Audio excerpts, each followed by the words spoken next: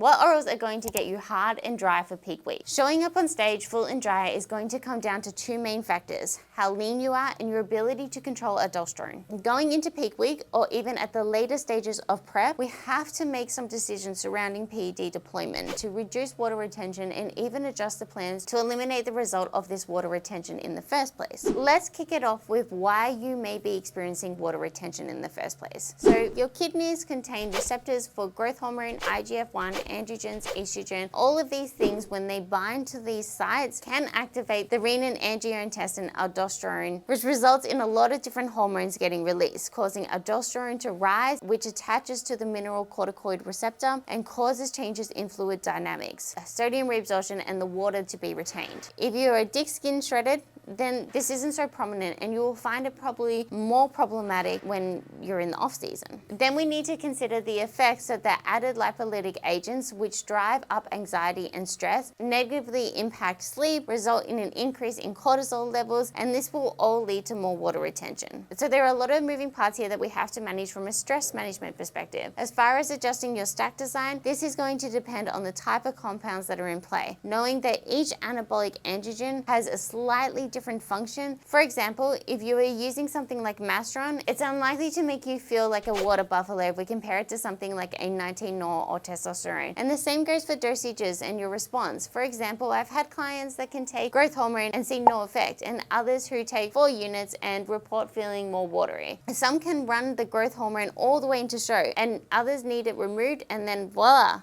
they are shredded. There is no generalized approach here, and as always, we have to take an individual response based on the feedback and data that we've collected previously. The problem with taking too many compounds in prep is that it becomes difficult to decipher what is actually causing the water retention, or if it is body fat. That being said, if we have an athlete, grainy, hard, but usually fullness is an issue, we may consider adding in anadrol and leave growth hormone in to allow for more fullness. On the other hand, if you have someone who stays really full and is lacking the details, then we pull back more on the growth hormone or the testosterone and other things that may be causing the water retention, but we have to go back to basics. These compounds were used primarily for building muscle tissue, not to drop body fat or reduce water retention. However, androgens, in absence of E2 conversion, do shift androgen to estrogen ratio to bias intracellular and extracellular fluid retention, alongside increased glycogen synthesis, nitrogen retention, etc., which will result in a fuller and drier look.